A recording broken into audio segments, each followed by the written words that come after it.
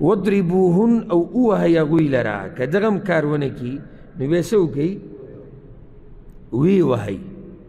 خو د وهلو باره کې رسول صلی الله علیه وسلم آداب ښوولي دي چې مخ به وله نه وی. او یو حدیث کې راځي فضربوهن ضربا غیر مبرح، داسې ګزار به ورکې چې هغه زخم نه جوړوي، اډوکې نه ماتوي.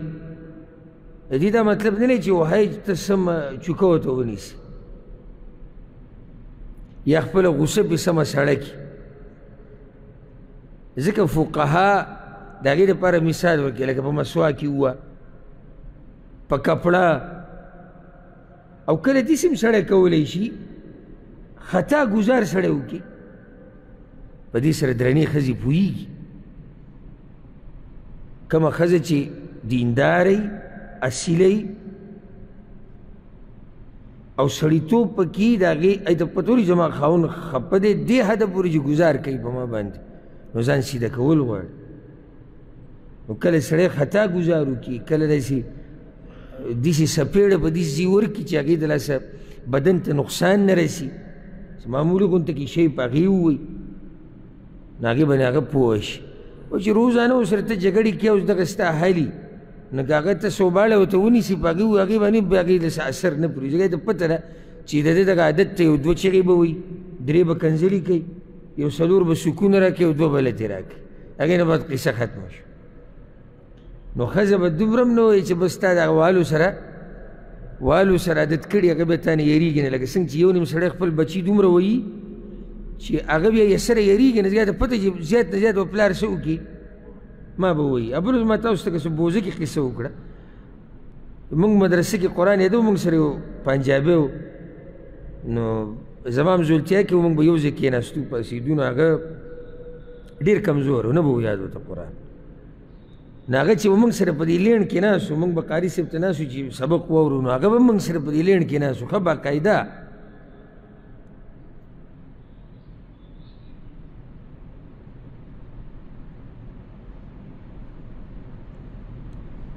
نو هغه به موږ سره ناستو، او چې کله به ورسېدو قاري صاحب ته به لاس به یې داسې دا چې وهه، ځکه چې ما ته نه دی یاد. بس هغه به وووو، بیا به دا بل لاس به بیا به له دا ووو، بیا به چې راواپس به شو زه به ورسره ملاو شو، ما څنګه موسکی به وایي، ما ته نه و یاد. عادت شوی و هغه د الله سونه سمه دي چې خښته جوړه شوې وه، دومره وله والي. نو هغه ته پته وه د کور نه به هغه نه یاده و چې زیات نه زیات زه به لاس داسې ونیسم او هغه به یې وایي. نو بچې او ښځه بعضو وختونو کې سړی ګزار کوي په دوی باندې، بعضو وختونو کې سړی قاري په مخه دا قصې مزه نه کوي. او بې ضرورته ښځې وهل دا د اوچت مؤمن صفت نه دی. او ځکه رسول الله صلی الله علیه وسلم وایي چې لیس اولئک بخیارکم، وی بعض ښځې راغلي وي رسول الله صلی الله علیه وسلم وایي زمونږ کور ته او د خپلو خاوندانو شکایت یې وکړو، نو ګورئ دا یاده کوي چې دغه خلک ګورئ ښه خلک نه دي په تاسو کې چې دا ښځې ته شکایت کوي.